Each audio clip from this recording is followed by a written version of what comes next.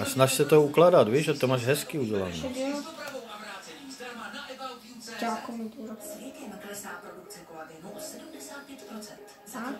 No. Ještě. Ještě si tam dej salám, no. A na kraje nemáš vůbec nic.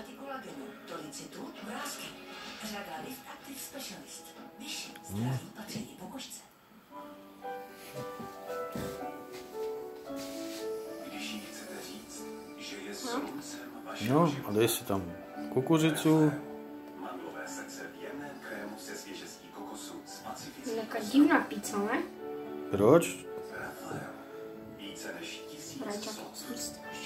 Rajčatko si dej.